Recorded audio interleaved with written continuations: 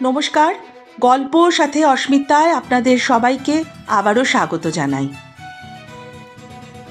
বিভূতিভূষণ বন্দ্যোপাধ্যায়ের লেখা ঠেলা গাড়ি গল্পটি আজ আপনাদের জন্য নিয়ে এসেছি। তাহলে শুরু করি, সবাই মিলে শুনি আজকের ছোট গল্প ঠেলা গাড়ি। সবে বিছানা ছেড়ে উঠেছি, রোদ তখনও ভালো রকম ওঠেনি। আমি উঠে মনে মনে তোলাপাড়া করছি যে কাল রাত্রের বাসি কলার বড়া, যা আমাদের জন্যে রান্নাঘরের ঝুলন্ত শিকায় বড় জামবাটিতে টাঙানো আছে, তা কোন অছিলায় মার কাছে চাওয়া যায়, বা মুখ ধোবার পূর্বে তা চাইতে গেলে সেটা শোভনীয়ই বা কত দূর হবে। এমন সময় আমাদের বাইরের দরজার কাছে একটা ঠেলা গাড়ির ঘর ঘর শব্দ উঠল। টুনিদা, ও টুনিদা! অমনি আমার বৃদ্ধা জ্যাঠাইমা মারমুখী হয়ে কি একটা হাতে উঁচিয়ে ছুটে গেলেন। সকালবেলা জুটলে এসে এখনো কাকপক্ষীর ঘুম ভাঙেনি, অমনি এলে ছেলেটাকে টুইয়ে বার করে নিয়ে যেতে। সকাল নেই, সন্ধে নেই, দুপুর নেই, সব সময় ঘর ঘর ঘর ঘর শব্দ। যাই দেখি একবার হরগাঙ্গুলির কাছে, বলি, ছেলেটাকে যে দিন নেই রাত নেই গাড়ি ঘর ঘর করে বেড়াতে দিচ্ছ, ওর পরকালটা যে ঝরঝরে হয়ে গেল। যা যা, এখন যা।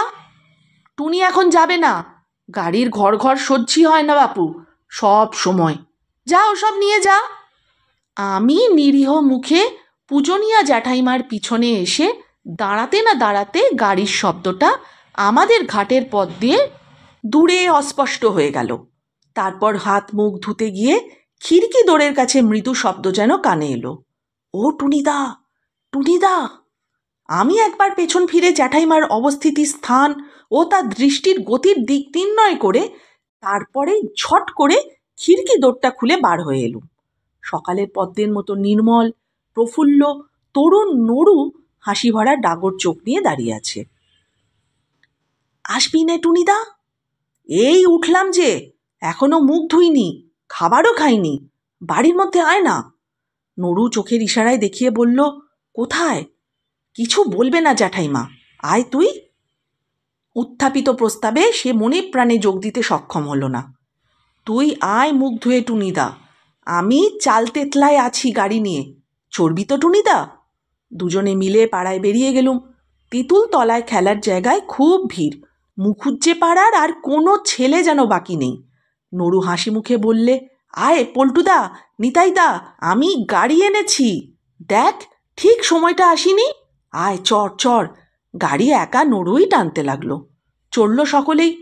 পটু বলল, দুপুরবেলা আমাদের বাড়ি যাবি নড়ু? নড়ু ঘাড় নেড়ে অসম্মতি জানালো। পটু বলল, যাস তুই, সেদিন যে একেবারে কাকার সামনে গিয়ে পড়েছিলি, তা কি হবে? নড়ু বলল, আমি আর যাচ্ছি না তোদের বাড়ি পটুদা, তোর কাকা সেদিন একেবারে মারতে মারতে বললে রোজ রোজ গাড়ি ঠেলে বেড়ানো বার করছি, আমি না পালালে সেদিন মার খেতাম ঠিক।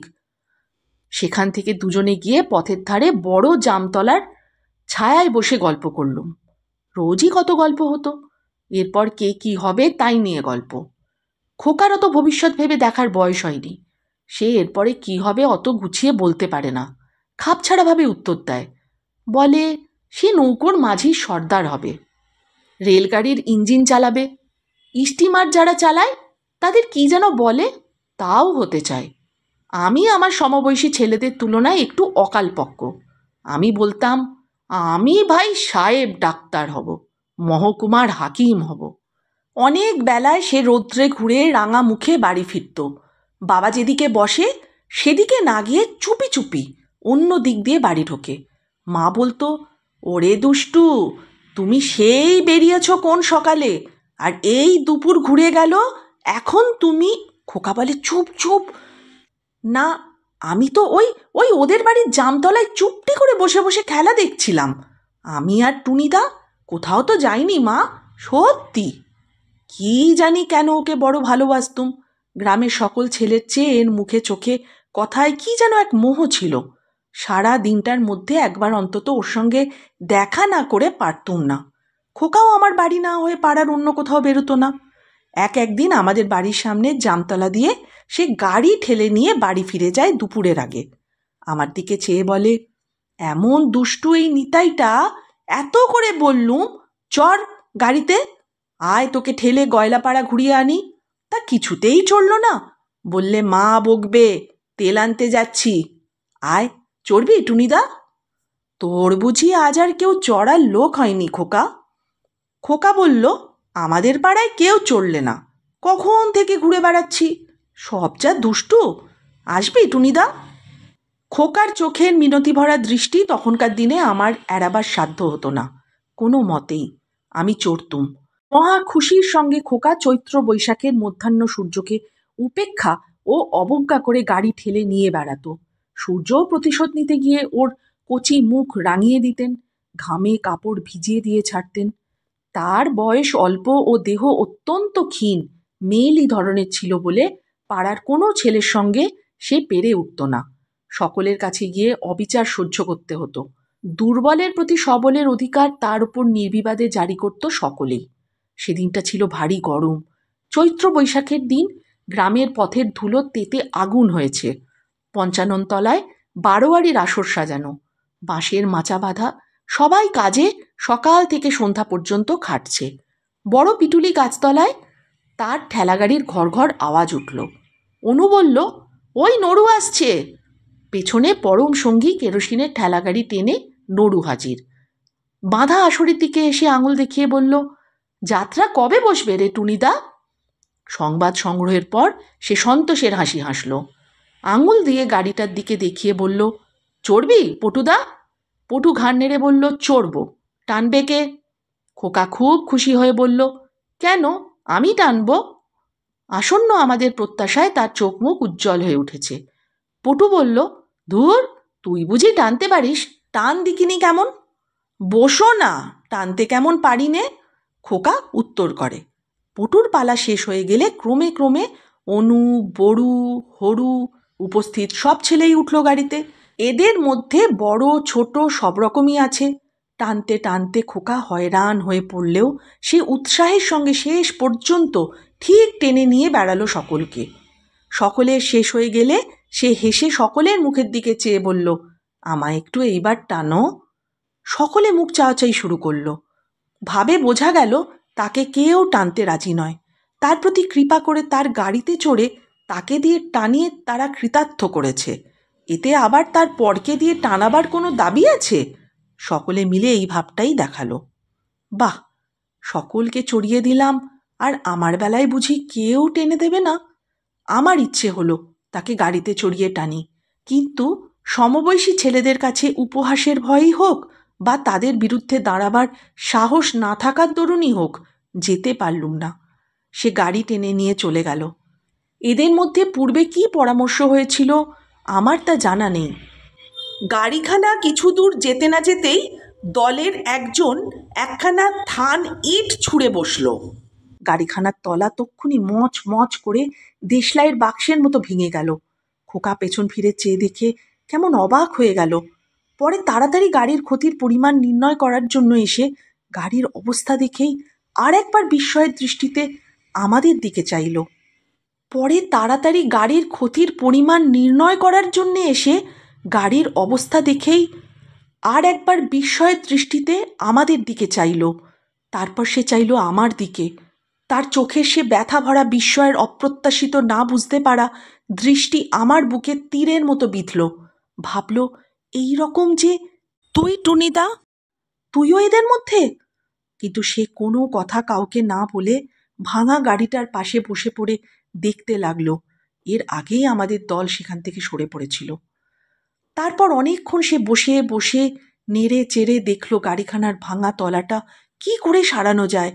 পাশে একটা ছোট বাক্স ফুলের গাছের সাদা ডালে থলো থলো বাক্স ফুল দুলছিল। তারই পাশে গাব ভেরেন্ডার ঝোপের ধারে সে গাড়িখানা রেখে খানিক বসে বসে পরে ঠেলে নিয়ে গেল। সারা রাত ভালো ঘুম হলো না। সকালে ওদের বাড়ি ছুটে গিয়ে যদি ভাব করে ফেলতুম তো বেশ হতো, কিন্তু কেমন যেন বাঁধো বাঁধো ঠেকতে লাগলো। খোকা রোজ সকালে আসে, সেদিন এলো না। অভিমানে ভুল বুঝেছে। 2-3 দিন করে সপ্তাহখানেক কেটে গেল। অল্প দিন পরেই আমি বাড়ির সকলের সঙ্গে মামার বাড়ি চলে গেলুম ছোট মাসিমার বিয়েতে। ফিরতে হয়ে গেল 8-10 মাস। খোকাকে ফিরে এসে আর দেখিনি। আগের পৌষ মাসে সে হুপিং কাশিতে মারা গিয়েছে। ফেরবার দিন 10 পরে একদিন ওদের বাড়িতে গেলাম। খোকার মা উঠোনে কুল রোদ্রে দিয়েছিল, তখন তুলছে। আমায় দেখে বলল, টুনি, তোরা দেশে এলি? আমি কোনো কথা বলার আগেই তার মা হাউ হাউ করে কেঁদে বলল, তবুও এসেছিস তুই টুনি? আর কি কেউ আসবে এ বাড়িতে বেড়াতে? খোকা যে আমায় ফাঁকি দিয়ে চলে গিয়েছে রে। বস, বস, বাতাবি লেবু ঘরে আছে, কেটে দেব, খাবি নুন দিয়ে? ওই পেকে পেকে থাকে, কেউ খায় না। খোকা কত খেত, খা না বসে বসে।